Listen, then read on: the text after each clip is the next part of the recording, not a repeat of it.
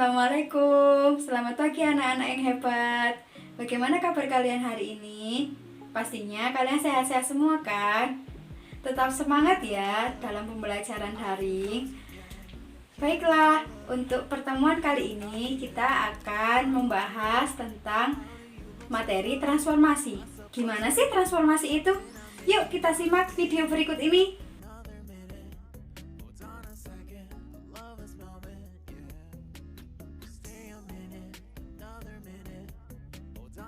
Oke, tujuan pembelajaran kali ini adalah yang pertama, kita bisa memahami apa sih transformasi, refleksi, dan translasi. Yang kedua, kita bisa menjelaskan apa itu transformasi refleksi dan transformasi translasi. Yang ketiga, kita bisa mengidentifikasi mana sih yang termasuk dalam transformasi refleksi dan yang termasuk transformasi translasi. Dan yang terakhir, kita bisa nih menyelesaikan atau memecahkan suatu permasalahan yang berkaitan dengan titik koordinat dari transformasi refleksi dan transformasi translasi. Nah, sekarang kita akan membahas materi tentang transformasi. Pernahkah kalian mengetahui proses perubahan seekor ulat menjadi seekor kupu-kupu? Nah, lalu apa sih bedanya perubahan seekor ulat menjadi seekor kupu-kupu dengan transformasi? Sekarang kita pahami dulu proses perubahan seekor ulat menjadi seekor kupu-kupu. Perubahan ini disebabkan oleh suatu kejadian yang disebut metamorfosis. Nah, dalam metamorfosis ini, si ulat akan berubah menjadi kepompong, kemudian berubah menjadi seekor kupu-kupu. Nah, dari sini kita bisa menyimpulkan kalau perubahan si ulat menjadi seekor kupu-kupu merupakan terjadinya perubahan apa ya kira-kira? Nah, betul, mereka mengalami perubahan bentuk. Nah, sekarang apa bedanya sih dengan transformasi? Nah, tadi kita kan sudah mengetahui perubahan seekor ulat menjadi seekor kupu-kupu merupakan salah satu bentuk perubahan bentuk. Nah, sekarang apa sih kira-kira transformasi itu ya? Transformasi itu sendiri merupakan sebuah perpindahan atau perubahan suatu benda atau suatu objek. Dengan kata lain, mereka bisa mengalami perpindahan yang awalnya berada di posisi awal, kemudian berpindah ke tempat lain atau menjadi ke posisi lain. Apa sih jenis-jenis transformasi? Transformasi itu ada 4. Yang pertama adalah refleksi atau pencerminan. Nah, materi ini akan kita bahas kali ini. Yang kedua adalah translasi atau pergeseran. Materi ini juga akan kita bahas pada pertemuan kali ini ya. Nah, yang ketiga adalah tentang rotasi atau perputaran. Dan yang keempat adalah tentang dilatasi atau perubahan. Yang akan kita bahas adalah tentang refleksi atau pencerminan. Nah, sekarang ibu tanya, apakah kalian pernah bercermin? Nah, lalu apa ya yang terjadi ketika kalian bercermin? Bayangannya seperti apa sih? Nah, betul. Bayangan kita akan sama persis dengan diri kita yang asli, baik jarak maupun posisinya. Refleksi adalah sebuah kejadian perubahan yang memindahkan semua titik dengan menggunakan sifat pencerminan pada cermin datar. Apa saja ya kira-kira sifat-sifat dari refleksi? Nah, yang pertama adalah bayangan dari bangun yang dicerminkan pasti akan memiliki ukuran maupun bentuk yang sama. Yang kedua adalah bayangan bangun yang dicerminkan pasti akan memiliki jarak yang sama dengan bangun aslinya. Dan yang terakhir adalah bayangan bangun yang dicerminkan pasti akan berhadapan dengan bangun aslinya. Lalu, rumus refleksi terhadap sumbu dan garis. Nah, rumus yang pertama yang akan kita bahas adalah rumus tentang refleksi terhadap sumbu X.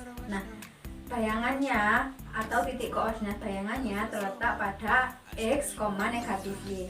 Kemudian untuk pencerminan terhadap sumbu Y, maka titik koordinat bayangannya terletak pada negatif X, Y.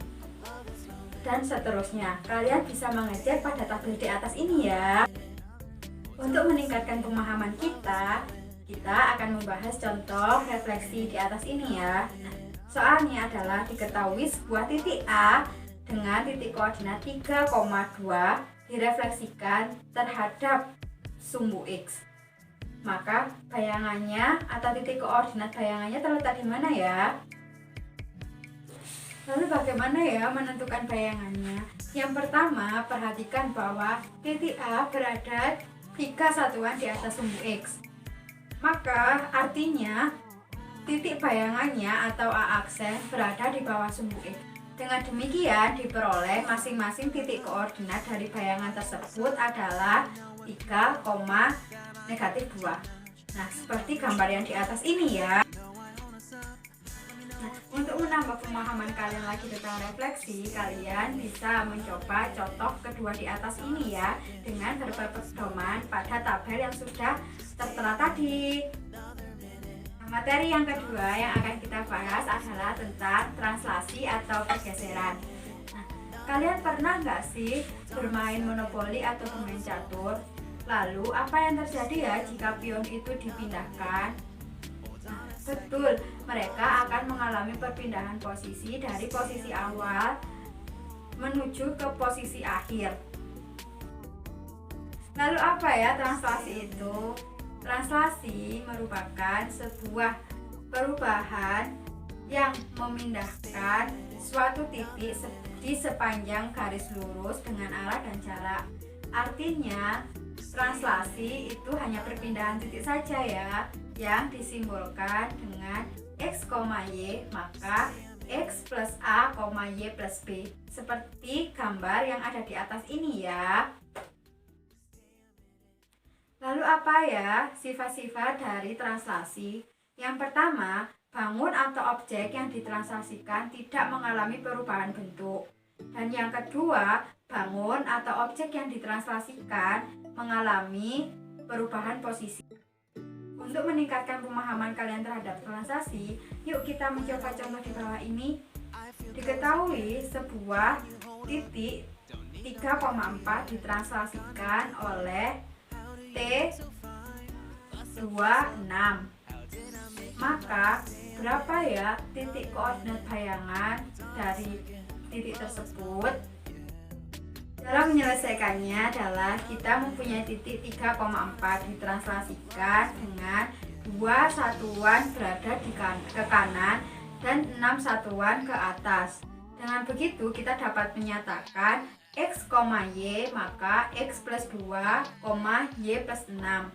Jadi kita akan mendapatkan bayangan koordinat tersebut dengan X, Y, maka 3 ditambah 2, 4 ditambah 6. Maka hasil bayangan titik koordinat A atau A aksen adalah 5,10. Nah, untuk menambah pemahaman kalian lagi, kita akan mentranslasikan sebuah bangun segitiga. Kalian bisa mencoba dengan latihan soal di atas itu ya. Sekian dulu ya penjelasan dari Ibu tentang materi refleksi dan translasi. Nah, sampai ketemu di pertemuan selanjutnya. Semoga video ini bermanfaat ya. Sampai jumpa. Wassalamualaikum warahmatullahi wabarakatuh.